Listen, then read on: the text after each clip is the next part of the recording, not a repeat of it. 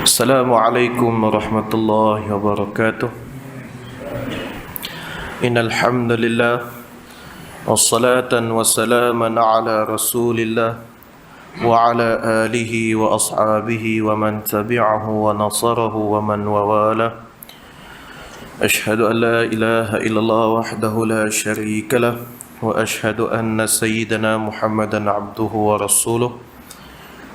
اللهم صل وسلم على سيدنا محمد الفاتح لما أغلق والخاتم لما سبق ناصر الحق بالحق والهادي إلى صراطك المستقيم وعلى آله وأصحابه حق قدره ومقداره العظيم.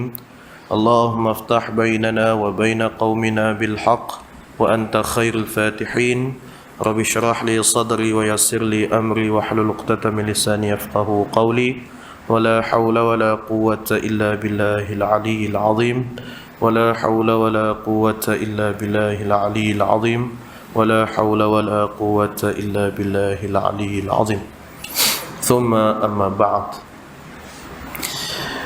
المحترم السيدي والأستاذ والشيخ الفاضل الأستاذ عبد الرحمن, seluruh ahli kuasa masjid yang saya hormati dan yang saya sayangi, lebih saya kasihi ayah-ayah saya yang hadir pada malam yang barakah ini.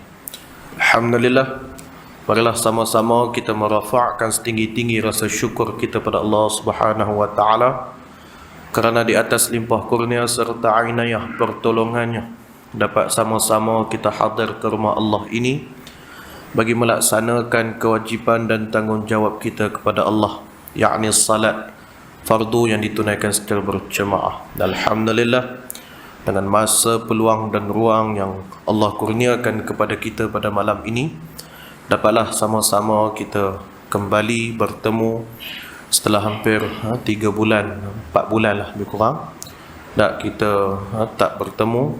Alhamdulillah, Allah beri kesempatan, peluang untuk sama-sama kita hadir ke rumah Allah ini bagi meneruskan kembali pengajian, lakukan ibadah, memohon munajat kepadanya. Setelah hampir 3 bulan juga kita mendengar laungan sallu fi buyutikum, salatlah kamu di rumah-rumah kamu. Alhamdulillah, lafaz tersebut sudah lagi tidak berkumandang dan kita mengucapkan setinggi-tinggi rasa syukur kita kepada Allah Subhanahu wa taala kerana Allah masih lagi memberi kepada kita kebaikan, peluang kepada kita untuk kita hadir ke rumah Allah ini.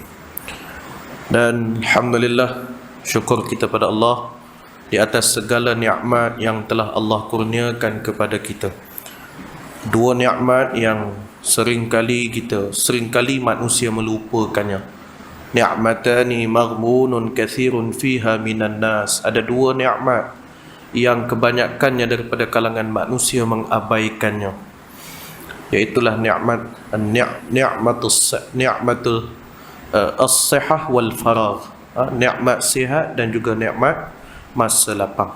Alhamdulillah, kedua-dua nikmat itu kita telah mengecapinya dan kita telah mempergunakannya kepada jalan yang Allah Ta'ala redha. Mudah-mudahan apa yang berlaku terhadap negara kita berdoa kepada Allah semoga balak ataupun wabak yang berlaku ini segera pulih seperti biasa dan kita dapat menjalani kehidupan kita seperti biasa, mudah-mudahan insya-Allah. Ayah-ayah saya yang saya hormati, kita sambung kembali pengajian kitab kita Hadis 40 yang dikarang oleh Al-Imam An-Nawawi rahimahullah.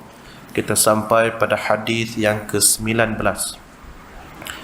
Bismillahirrahmanirrahim. An Abi Al-Abbas Abdullah ibn Abbas radhiyallahu anhuma qala kuntu khalfan nabiy sallallahu alaihi wasallam yawman faqala ya ghulam inni uallimuka kalimat ihfazillah yahfazka ihfazillah tajidhu tujahak idza sa'alta fas'alillah wa idza ista'anta fasta'in billah wa'lam anna al-ummata law ijtama'at ala an yanfa'uka bi syai' lam yanfa'uka illa bi syai'in qad katabahu Allahu lak wa in ijtama'u ala an yadurruka bi syai' lam yadurruka illa bi syai' qad katabahu Allahu 'alaik rufi'atil aqlam wa jaffatis suhuf. صدق رسول الكريم رواه الإمام الترمذي وقال حديث حسن صحيح. وفي رواية غير الترمذي احفظ الله تجده أمامك تعرف إلى الله في الرخاء يعرفك في الشدة واعلم أنما أخطأك لم يكن ليصيبك وما أصابك لم يكن ليخطئك واعلم أن النصر مع الصبر وأن الفرج مع الكرب وأن مع العسر يسرا. Dari Abi Abdullah ibnu Abbas radhiyallahu ta'ala anhuma katanya, pada suatu hari adalah aku di belakangnya Nabi sallallahu alaihi wasallam. Lalu baginda bersabda, "Hai anak, aku akan mengajar engkau beberapa perkataan. Peliharalah Allah, nescaya Ia peliharalah akan engkau. Peliharalah Allah, nescaya engkau dapatinya di hadapan engkau. Apabila engkau meminta, maka mintalah kepada Allah. Dan apabila engkau memohon pertolongan, maka pohonlah pertolongan itu dengan Allah. Dan ketahuilah, sesungguhnya umat itu kalau mereka berkumpul untuk memberi manfaat kepada engkau dengan sesuatu, tidaklah mereka dapat memberikannya kepada engkau kecuali dengan sesuatu yang sudah dituliskannya oleh Allah Ta'ala ke atas engkau. Dan jika mereka berkumpul untuk membahayakan dengan sesuatu, tidaklah mereka dapat membahayakan engkau kecuali dengan suatu yang sudah dituliskannya oleh Allah Ta'ala ke atas engkau. Telah diangkatkan segala pena dan telah keringlah pula segala buku. Benarlah sabda Nabi, hadis yang diriwayatkan oleh Al-Imam Tirmidzi, dan katanya hadis ini hasan sahih. Dan dalam riwayat yang lain selain daripada riwayat Imam Tirmidzi, ada sebuah hadis menyebut, peliharalah Allah, nescaya engkau dapati Allah di hadapan engkau. Kenallah kepada Allah pada masa lapang, nescaya Ia kenal engkau pada masa susah. Dan ketahuilah, sesungguhnya apa-apa yang ditakdirkan tidak datang kepada engkau, tidaklah ia kena pada engkau. Tetapi apa-apa yang kena pada engkau, tidaklah tersalah kena pada engkau. Dan ketahuilah, sesungguhnya kemenangan itu serta kesabaran, dan sesungguhnya kelapangan itu serta kesusahan, dan sesungguhnya serta susah itu ada senang. Daripada Abi Al-Abbas Abdullah ibnu Abbas. Ayah-ayah yang saya hormati, inilah sebenarnya ini adalah nama penuh kepada Ibnu Abbas, salah seorang ulama, salah seorang sahabat yang Allah Ta'ala berikan, kurniakan ilmu ta'wil kepadanya. Pada zaman Nabi, pada zaman para sahabat, ada tiga orang sahabat antara orang yang mahir, yang alim dalam ilmu Al-Quran. Pertama sudah tentulah Abdullah ibnu Abbas. Yang kedua Mu'adz bin Jabal. Yang ketiga Ubadah ibn Samit. Dan yang keempat ada seorang lagi, Zaid Abdullah ibnu Mas'ud. Ada 4 orang sahabat yang antaranya mereka yang sangat hebat dalam ilmu Al-Quran. Abdullah bin Abbas, yang di mana kita tahu bahawa Nabi doakan kepadanya, Allahumma faqihhu fid din wa 'alimhu at-ta'wil. Ini doa Nabi kepada Abdullah ibnu Abbas. Nabi doakan khusus ini kepada Abdullah bin Abbas. Dan semasa Abdullah bin Abbas kecil, dia pernah minta kepada Nabi untuk menyertai dalam peperangan, tapi Nabi tak bagi sebab dia kecil lagi. Dan semasa dia kecil juga, ada satunya hadis yang diriwayatkan oleh Imam Bukhari tentang kedudukan saf kanak-kanak. Ketika mana Nabi salat, datang Abdullah. Waktu tu Abdullah dia masih kecil, kanak-kanak waktu itu. Dan dia datang, dia salat di sebelah kiri Nabi. Ya tak? Dia salat di sebelah kiri Nabi. Kata Abdullah, semasa aku bersalat dengan Rasulullah, kedudukan aku berada di sebelah kiri Nabi. Kemudian Nabi tengah duk salat, Nabi tengah sembahyang. Kemudian Nabi pegang kepalaku dan ubah kedudukan aku di sebelah kanannya. Inilah satu-satunya hadis yang di mana diriwayatkan bahawa kedudukan saf kanak-kanak tak jadi masalah sekalipun dia belum balik. Dia boleh duduk di sebelah kanan kita. Kalau duduk belah kiri pun tak jadi masalah. Tapi adalah kita lebih, Nabi lebih meraihkan, tak sekalipun dia kanak-kanak. Nabi meraihkan kanak-kanak, maka dia boleh berada safnya di sebelah kanan. Inilah yang dimaksudkan. Di Abdullah juga semasa kecil dia selalu ikut Nabi. Nabi pergi mana dia selalu follow Nabi. Sehingga pada satu hari Nabi lalu dengan Abdullah Ibn Abbas di satu jalan. Dan jalan itu, bila Nabi lalu dekat lorong tu ada sebuah batu yang cukup besar yang menghalang perjalanan tersebut. Yang menghalang perjalanan inilah lorong tu. Jadi bila Nabi sampai, Nabi pusinglah di sebelah kanan. Kanan tu dia ada ruang sikit bagi nak lepas batu tu. Lalu Nabi pun berjalan. Selepas kewafatan Nabi, Abdullah lalu lorong yang dia pernah lalu lorong yang dengan Nabi tu. Bila sampai dekat kawasan yang dulunya ada batu, tiba-tiba batu tu dah tak ada. Batu tu barangkali telah diubah pergi tempat lain lah. Sebab dia mengganggu mengganggu lalu lintas orang. Dia orang pun dah ubah dah batu tu.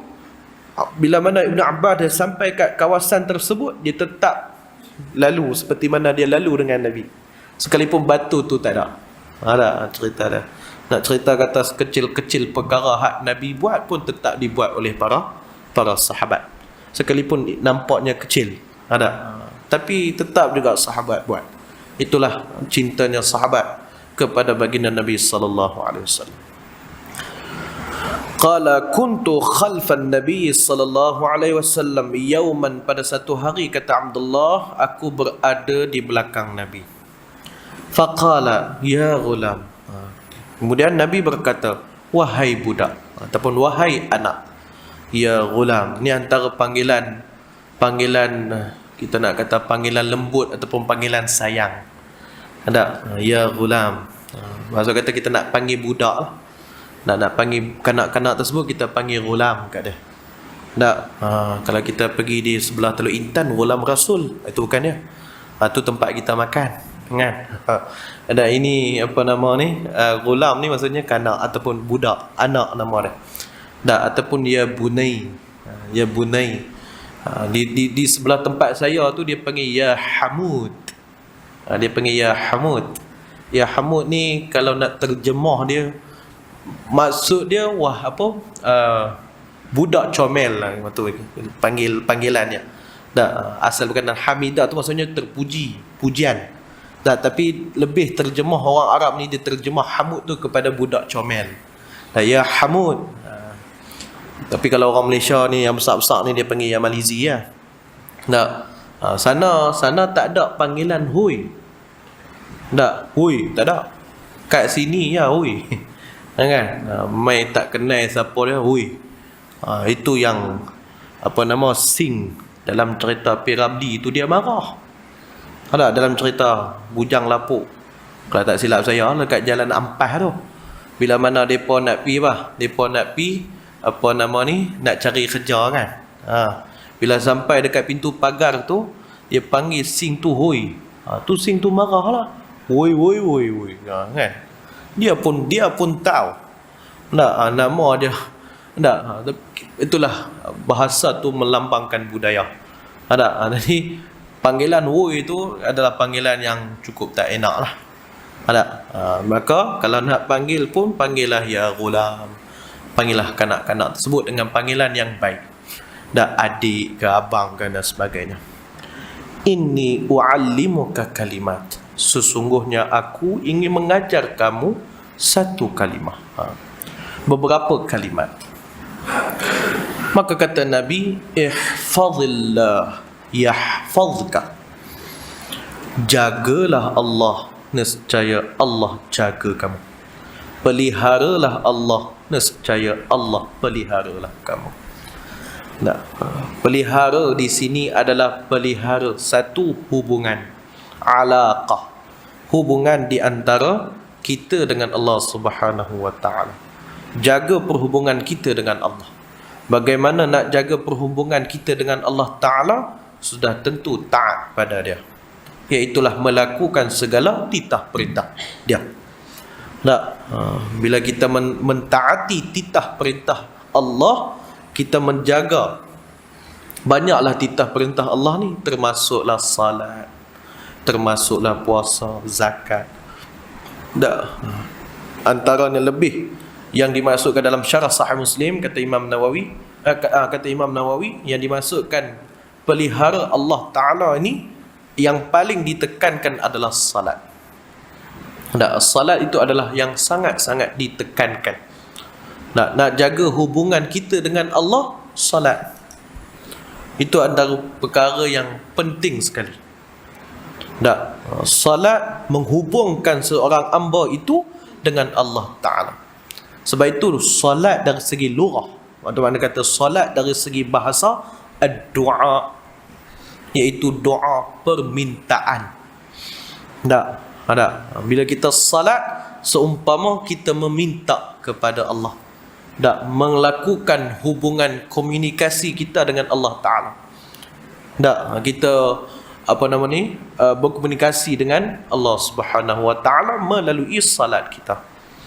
Sebab tu Nabi kata, peliharalah ibadah kita, peliharalah ketaatan kita kepada Allah. Dalam hadis riwayat Imam Muslim, dalam satu hadis Nabi yang masyhur yang selalu kita dengar, kata Nabi sallallahu alaihi wasallam, sab'atun yudhillihumullahu fi dhillih yauma la dhilla illa dhilluh. Ada 7 golongan yang mendapat naungan Allah di hari akhirat. Tidak ada lagi naungan di hari akhirat melainkan perlindungan Allah. Yang antaranya ialah warajulun qalbuhu mu'allaqun bil masajid. Seorang laki-laki yang hatinya terpaut dengan rumah Allah, dengan masjid-masjid. Itu satu lagi, warajulun nasya'a fi ibadatillah azza wa jal. Satu orang laki-laki yang pelihara ibadahnya kepada Allah Ta'ala, yang mereka pelihara ibadahnya kepada Allah Ta'ala, maka golongan itulah selayaknya mendapat naungan Allah. Maksudnya, jika kita pelihara itu, kita jaga hubungan kita dengan Allah Ta'ala melalui salat kita, melalui ibadah kita, maka yahfazillah, maka Allah akan pelihara kita. Betul, kalau kita dalam apa-apa keadaan pun kita nak minta melalui apa? Tentulah dengan melalui salat. Kita salat, habis salat kita minta pada dia. Kita merintih, merayu di hadapannya, pohon kepadanya tentang apa sahaja masalah yang kita hadapi. Mudah-mudahan Allah dapat keluarkan kita daripada masalah tersebut dan tunjukkan kita jalan kebaikan. Nak minta dia lagu mana? Kita mendirikan salat. Berapa ramai orang yang mendirikan salat, Allah telah mencampakkan ketenangan di dalam jiwanya melalui salat. Seperti yang kita sebut sebelum ini, ulama-ulama kita pun sebut, bila kita salat sahaja, hati kita menjadi tenang. Itu sebab ayat datang, ala bi dzikrillah tatmainnul qulub. Bila mana dengan mengingati Allah, banyak cara kita mengingati Allah, antaranya melalui salat. Bila kita ingat pada Allah, bila kita salat, bila kita ibadah kepadanya, hati kita menjadi tenang.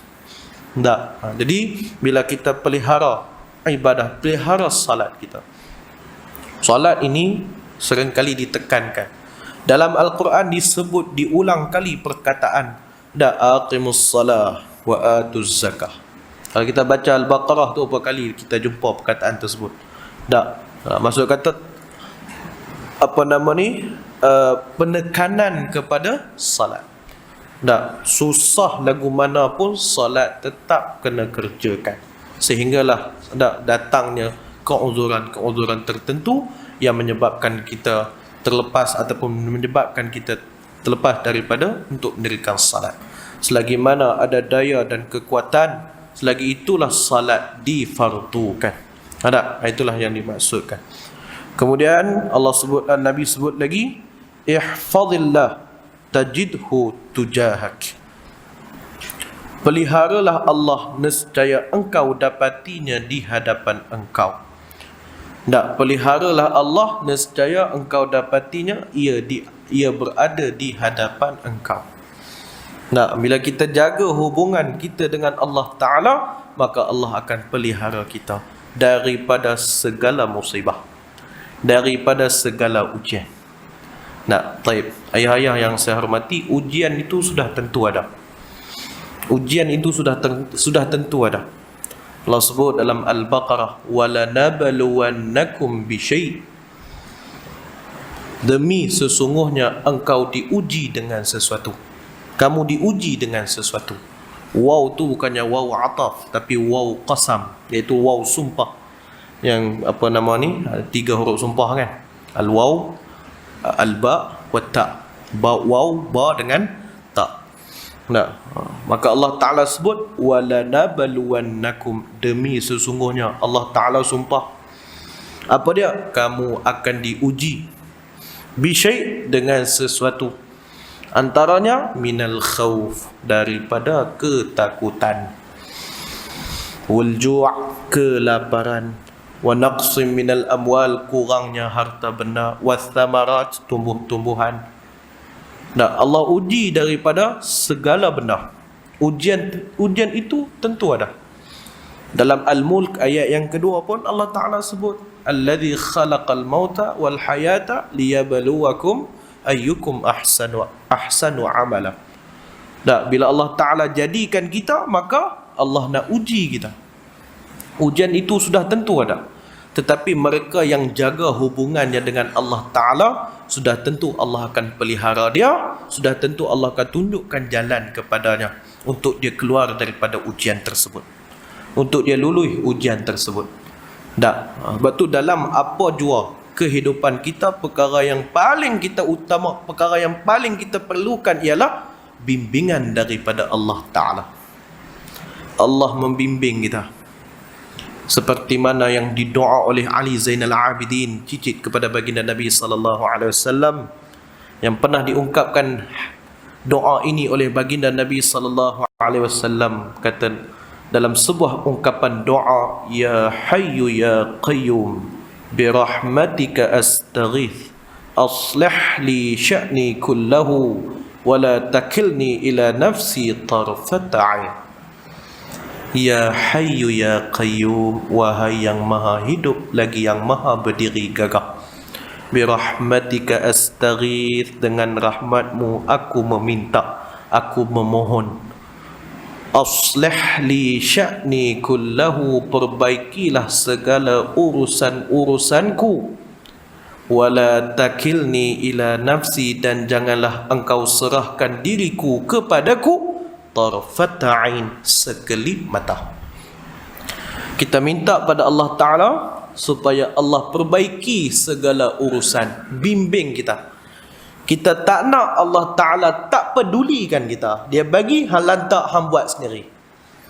Umpama kata kita nak buat sesuatu, tak ada orang bimbing, memang jadi benda tu caca merebah kan, pasal tak ada orang nak guide kita, tak ada orang yang nak bimbing kita.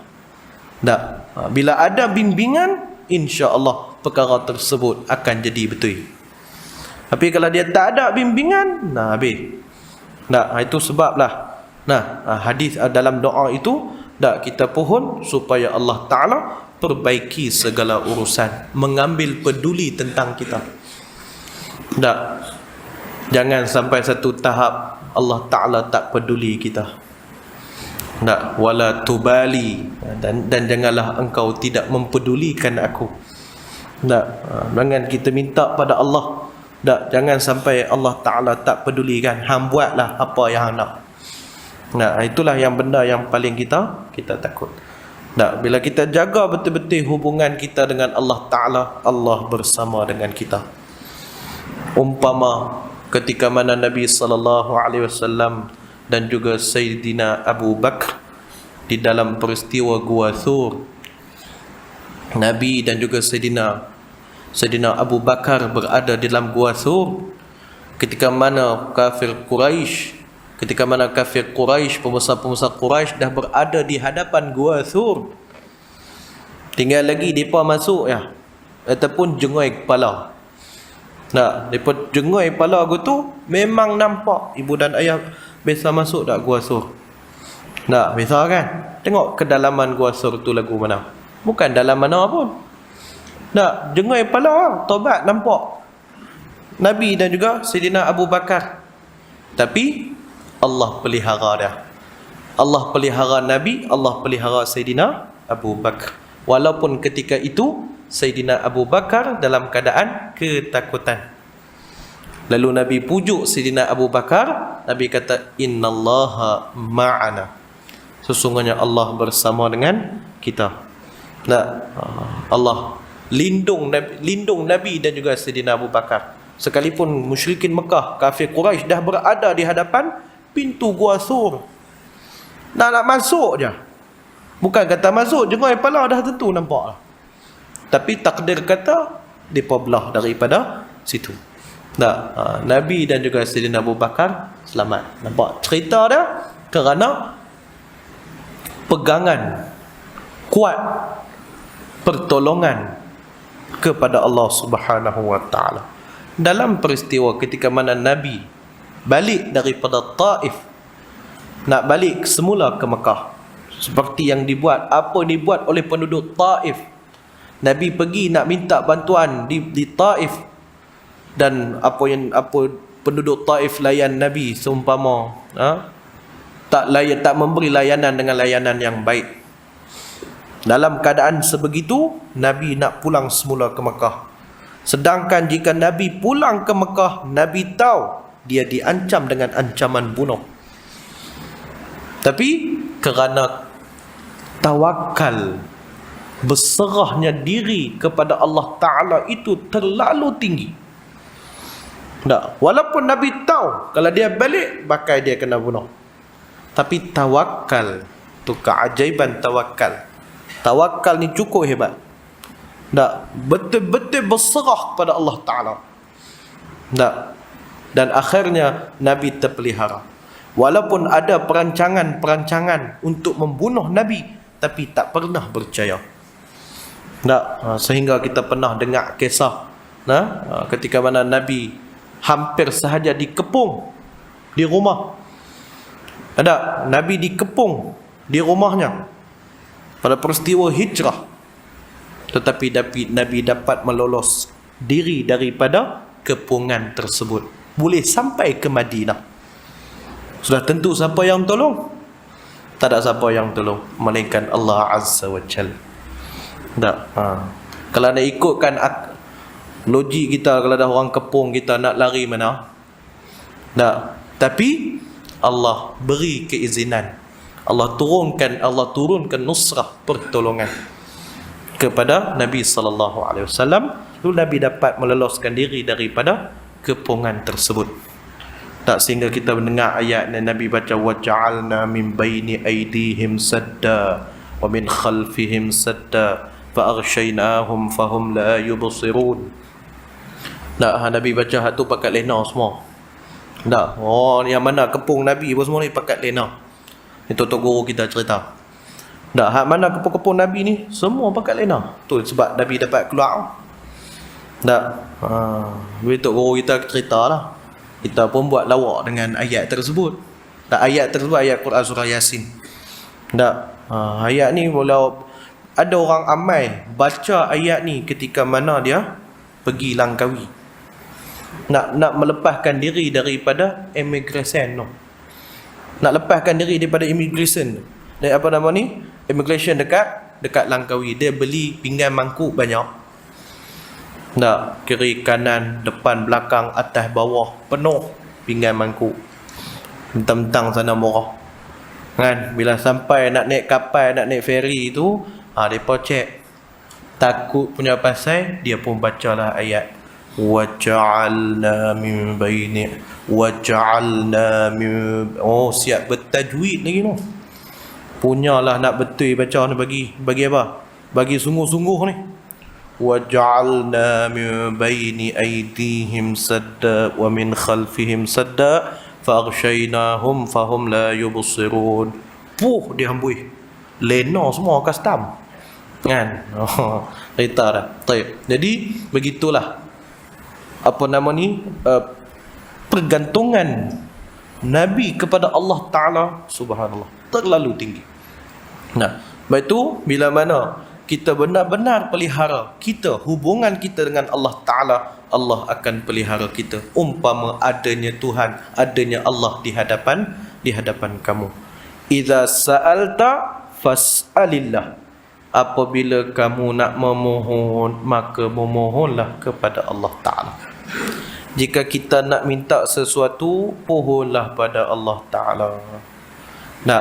Jika kita nak minta pada dia. Baik. Ayah-ayah yang saya hormati, 3 jawapan bila kita pohon pada Allah Ta'ala. Allah Ta'ala akan jawab dengan 3 jawapan. Jawab yang pertama bila kita minta, ya Allah, ya Allah, ya Allah, kita minta pada dia, Allah jawab dengan 3. Jawapan pertama, ya, aku makbulkan untuk kamu. Yang pertama. Yang kedua, nanti dulu, nanti ku kabulkan. Jawapan yang ketiga, tak, aku bagi yang lain. 3 jawapan yang Allah Ta'ala jawab bila mana kita mendoa kepada dia. Bila kita berdoa, jawapan pertama, ya, aku kabulkan. Serta merta. Ada doa yang Allah Ta'ala kabulkan serta merta. Seperti yang kita pernah baca dalam tajdhib atraful hadis. Satu hadis Nabi kata apa? Ittaqu da'watal mazlum. Takutlah kamu dengan doa orang yang kena zalim. Sudah tentu doa mereka mustajab. Lagi doa yang Allah Ta'ala mustajabkan. Ketika mana dalam turun hujan, antara mustajab, waktu mustajab. Ketika mana kita berada dalam raudah, atau antara waktu-waktu yang mustajab. Ketika mana di antara 2 khutbah, di antara waktu-waktu yang mustajab. Itu waktu. Tapi doa yang Allah Ta'ala segera mustajab, doa orang yang kena zalim. Yang kedua, doa mak ayah. Doa mak ayah ni mustajabnya segera. Terus dimustajabkan. Tu doa tu, kita berdoa, Allah akan jawab, ya, aku mustajab. Yang kedua, nanti dulu ku mustajabkan kemudian. Sebab tu kita duk minta tak dapat. Minta tak dapat. Last kali kita akan dapat. Untuk apa? Untuk apa nama ni? Hamba ini dia selalu nak minta. Ada setengah dia bila dia minta dia tak dapat, dia tak minta dah. Bila dia dah minta tak dapat. Payahlah, tak usah nak minta. Kan? Dah putus asa. Sedangkan Allah sebut dalam Quran, la taqnatu min rahmatillah. Jangan kamu berputus asa dalam mencari rahmat Allah, dalam mencari kasih sayang Allah. Tak boleh putus asa. Terus dan terus mencari, doa dan terus berdoa. Nescaya Allah mustajabkan. Yang ketiga, tak, aku akan beri yang lain. Kita minta hak ni tapi dapat yang lain, sudah tentu lebih baik apa yang kita dapat, apa yang kita minta. Kadang kita minta, ya Allah, aku nak rumah sebiji. Dia tak dapat rumah, dia dapat kondominium. Contoh, dia dapat rumah Pansapuri ke apa, dia tak dapat, masuk kata bukan rumah sebiji itulah. Maksud ada lebih baik daripada itu. Minta hak ni dapat yang lain, sudah tentu lebih baik. Umpama yang kita pernah cerita dulu, Kita nak minta, ya Allah berikanlah aku diperluaskan rezeki, dipanjangkan umur, dimurahkan rezeki, diberi kesihatan yang baik. Allah Ta'ala mustajabkan. Allah Ta'ala bagi kepada kita. Minta rezeki kepada dia. Walaupun kita tak dapat kerja, tapi ada benda lain yang kita dapat rezeki daripadanya. Kerja tetap memang mungkin tak dapat, tapi ada tempat, ada rezeki lain pula yang kita dapat. Macam itulah. Yang lebih baik daripada apa yang kita minta. Itulah yang dimaksudkan. Bila kita nak memohon sesuatu tu, pohonlah pada dia. Umpama yang berlaku sekarang, kita tak dapat, itu bukan daya kita, itu bukan kekuatan kita, itu bukan daripada had batas seorang manusia untuk tahu mana virus tu duduk, lagu mana rupa dia, keadaannya kita tak tahu. Tapi kita mengambil langkah untuk berjaga-jaga. Dalam masa yang sama, kita munajat dan pohon pada dia. Benda yang tak nampak ni cukup bahaya. Kalau nampak boleh mengelak. Benda yang tak nampak ni cukup bahaya. Halus ya, tapi kita tak nampak dengan mata kasar. Tapi cara dia lagu mana, kita pohon pada Allah. Sama jugalah hak berlaku perang dekat negara-negara Arab sana. Kita duduk tang sini, nak pergi berjuang kat sana mungkin tak ada kemampuan, tapi kita ada doa. Doa silahul mu'min. Doa itu senjata orang Islam, senjata orang beriman. Itu kita tembakkan doa kita kepada mereka. Mungkin nak pergi berjuang, mungkin kita tak ada kemampuan, tapi kita ada senjata yang paling ampuh, yang paling kuat, iaitulah doa. Kita doa untuk mereka. Itulah yang dimaksudkan. Betul Nabi kata, bila kita nak pohon sesuatu, pohonlah pada Allah Ta'ala. Jangan pergi jumpa orang lain. Janganlah jumpa orang lain. Maksud kata, jangan pergi jumpa dukun, tok bomoh, kerana itu tak diajar oleh baginda Nabi. Nabi ajarkan kepada kita nak minta apa, pohon pada dia. Pohon dengan bersungguh-sungguh, Allah makbul. Tak lagi Allah, bila kita pohon pada dia, Allah kata, tak, aku takkan makbulkan untuk kamu. Allah itu maha penyayang. Kecuali beberapa daripada kalangan, daripada sifat yang membolehkan Allah Ta'ala untuk tidak menerima doanya. Tapi selagi mana kita taat pada dia, kita memohon, insya-Allah Allah pasti akan makbulkan untuk kita. Tu sebablah kalau ayah-ayah ingat, kalau orang dulu-dulu bila sakit ke, bila kena buatan orang ke, kena histeria ke apa ke, dia pun akan pergi jumpa siapa? Tu imam. Dia pun akan jumpa tu imam. Untuk apa? Buat ayat nawak. Ni tok ni minta tolong buat ayat nawak sat. Kita dengar pala ayat nawak. Ayat tu memang nak tawak dah, nak tawak lagu mana lagi? Bukan itu maksudnya. Maksud kata bacalah ayat-ayat ada suci Al-Quran untuk kepada air tersebut. Tu orang dulu. Jadi mintalah pada Allah apa jua keadaan kita. Hatta kita naik kenderaan pun kita mohon pada Allah. Hatta nak masuk tandas pun kita doa pohon pada Allah Ta'ala. Minta perlindungan kepada dia. Nak masuk tandas pun pohon pada Allah. Gitulah keadaan kita bila mana ada apa-apa sesuatu yang kita nak pohon pada dia. Kemudian Nabi sebut lagi, wa idzasta'anta fasta'in billah. Apabila kamu nak minta pertolongan, minta tolonglah dengan Allah. Bila kita nak minta pertolongan, minta tolong pada dia. Ya Allah, bantulah aku, ya Allah. Ya Allah, tolonglah aku, ya Allah. Dengan sebut perkataan bantu, tolong. Bila kita minta pertolongan kepada Allah, nescaya Allah akan terima permintaan dan memberikan bantuan. Macam inilah yang berlaku sekarang. Kita pohon pertolongan itu kepada Allah, supaya Allah Ta'ala tolong kita. Alhamdulillah, bukan takat kita saja yang berdoa, ramai orang yang berdoa. Dan Alhamdulillah makin lama makin makin menurun. Hari ni 2 orang kot, semalam 2. Hari ni berapa tak? 2 juga.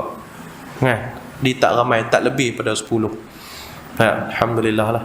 Yang mana hak kena duduk dalam tu pun tak ramai dah, ada beberapa orang saja. Tak. Itulah maksud kata makin lama makin dah menurun. Tak. Kenapa? Kerana satu, kita jaga disiplin kita, mengamalkan norma baharu tu. Tak. Dalam masa yang sama kita juga pohon pada dia. Tak. Yang mana kita perlu buat, kita kena buat. Tak. Bukan sekadar pohon saja. Tak. Jangan jadi seperti Murji'ah.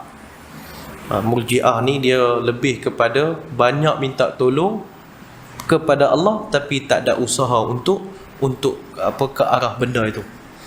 Tak. Nak anak 5A tapi tak hantar pergi sekolah, tak hantar pergi tuition. Main mana 5A tu?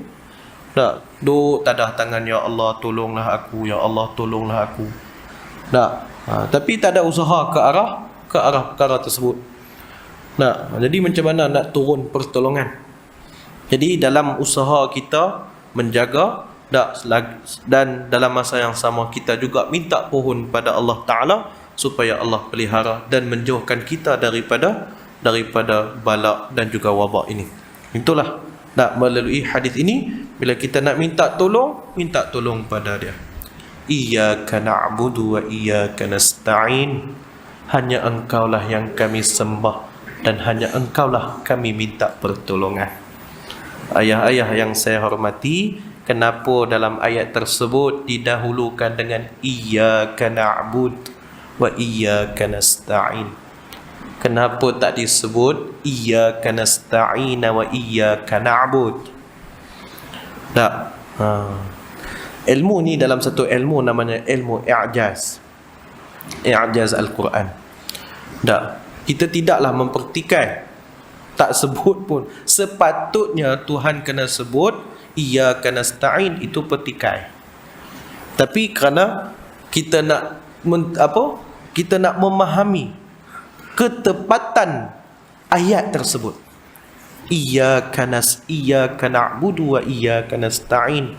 Kenapa Allah Ta'ala mendahulukan na'bud baru nasta'in? Kenapa tak nasta'in dulu baru na'bud? Maka kata Syekh Dr. pengarang kitab I'jaz Al-Quran, Allah Muhammad, bukan Nuh Muhammad Al-Qudah. Maaf, saya tak ingat nama pengarangnya, tapi kitab tu namanya I'jaz Al-Quran. Nah, dalam kitab tersebut, kenapa Allah Ta'ala sebut iyyaka na'budu wa iyyaka nasta'in dan bukanlah iyyaka nasta'in wa iyyaka na'bud? Kerana pertolongan Allah Ta'ala datang selepas kita sembah pada dia. Itu sebab Allah Ta'ala sebut iyyaka na'bud, sembah aku dulu, kata Allah. Barulah iyyaka nasta'in, barulah minta tolong pada dia. Tak, sembah pada Allah Ta'ala yakni salat. Tak. Dalil yang menyokong pada ayat ni datang daripada surah Al-Baqarah. Allah Ta'ala sebut, ya ayyuhalladzina amanu ista'inu bis-sabri was-salah. Wahai orang yang beriman, mintalah pertolongan dengan Allah dengan sabar dan mendirikan salat. Nah, jadi macam mana cara nak minta tolong pada Allah Ta'ala? Sudah tentulah melalui salat. Nah, tu kata sembah dia dulu. Nah, sembah Allah Ta'ala itu salat dulu, barulah kita minta tolong pada dia. Nah, ada orang yang minta tolong ni dalam keadaan apa jua, dalam keadaan lah, ketika mana kita dalam keadaan susah, kita minta tolong pada dia. Tapi adalah lebih mustajab, lebih baik, lebih afdal bila kita nak minta pertolongan kepada dia, kita salat. Macam kita nak buat pilihan, maka kita akan salat istikharah. Pohon bantuan daripada Allah, minta Allah Ta'ala bagi kita petunjuk hak mana hak lebih elok. Ada 2 pilihan ke 3 pilihan ke? Tak, kita istikharah. Nak buat mana satu petunjuk yang kita nak, yang kita dapat. Tak, ada sebahagian melakukan salat hajat. Jadi kita melakukan salat, kita pohon pada dia. Imam Al-Ghazali rahimahullah, ayah-ayah yang saya hormati, Imam Al-Ghazali bila mana dia menulis kitab Ihya Ulumuddin, karya agungnya. Imam Al-Ghazali menulis kitab Ihya Ulumuddin, sekalipun ada orang mempertikaikan macamlah dia hebat daripada Imam Ghazali. Imam Ghazali dia buat kitab Ihya, bila dia menulis, dia titik, dia berhenti saat dia solat 2 rakaat. Habis solat dia duduk balik, dia tulis balik. Subhanallah. Lepas tulis, dia titik, dia solat pula 2 rakaat. Subhanallah. Lepas tu kan dia bangun, dia sambung balik. Berkat tu kitab Ihya tu. Kitab Ihya Ulumuddin tu cara ulama dulu. Bila mana mereka nak dapat nak dapat pandangan ataupun idea-idea yang baik, perkataan-perkataan yang baik, yang kitab itu ditulis oleh Imam Ghazali berapa lama, tak berapa tahun, berapa puluh, berapa ratus tahun yang sudah, tetapi kitabnya sampai sekarang diguna pakai, menjadi rujukan. Setiap kali dia tulis, dia berhenti, dia sembahyang 2 rakaat. Lepas habis sembahyang, dia duduk, dia tulis balik. Allahu Akbar. Itulah Imam Ghazali. Untuk apa dia salat 2 rakaat? Untuk dia minta bantuan kepada Allah, supaya Allah Ta'ala kurniakan ilham, idea, pandangan kepadanya untuk dia menulis. Dan relevannya apa yang ditulis itu sehinggalah kepada sekarang. Tu hebatnya Imam Al-Ghazali, menjadi pegangan tasawuf kita. Nak cerita dia bahawa begitulah keadaan ulama terdahulu.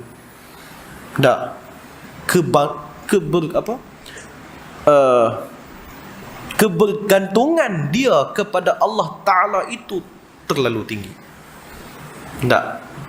Betul, apa sahaja yang kita nak pohon, terutamanya pertolongan, kita lakukan salat dan pohonlah pertolongan pada dia. Dalam masa kita susah, dalam masa kita menghadapi saat-saat gentir, takkan nak salat 2 rakaat, terus minta pada Allah Ta'ala, Allah makbulkan pada kita. Kenapa? Kerana kita tahu siapa yang nak minta bila kita susah, kita tahu siapa lagi nak beri bantuan pada kita kalau bukannya Allah Ta'ala. Seumpama dalam hadis Kitab Taubah dalam Sahih Bukhari. Sahih Bukhari itu dia ada banyak kitab. Kitab Bid'ul Wahy, Kitabul Imam, Kitabul Iman, Kitabul Jihad, Kitabul Ilmi. Dia banyak nama, dia banyak bab-bab lah. Dalam satu bab ataupun Kitab Taubah ada satu hadis Nabi tentang satu orang yang melakukan dosa. Dia melakukan dosa, lalu dia minta ampun pada Allah Ta'ala. Kemudian Allah Ta'ala ampun dia. Besok dia buat dosa balik, lalu dia minta pohon ampun pada dia, Allah ampun. Kemudian dia buat dosa balik, Allah ampunkan dia. Begitulah seterusnya. Nak cerita kata luasnya keampunan Allah, sekalipun dia berbuat dosa berulang-ulang kalinya. Inilah hadis yang menceritakan kepada kita apa saja kita mintalah bantuan kepadanya. InsyaAllah saya akan sambung hadis yang seterusnya pada kuliah kita yang akan datang. Mudah-mudahan Allah memberi keizinan kepada kita, insya-Allah. Jadi kita tanda sini dulu. Hari ini 1 hari bulan 7 2020. Masjid. Terima kasih pada ayah-ayah saya sekalian. Doakan saya dan juga isteri saya dalam keadaan baik dan penuh kebahagiaan. Mudah-mudahan Allah Ta'ala berikan kepada kami kemudahan di dunia, kebahagiaan di dunia dan juga di akhirat. Dan saya minta maaf jika sepanjang saya mengendalikan kuliah ini ada perkataan saya yang kasar. Saya mohon maaf banyak-banyak, dan insya-Allah kita akan bertemu lagi pada kuliah kita yang akan datang. Mudah-mudahan Allah izinkan. Sekian daripada saya, wallahu ta'ala.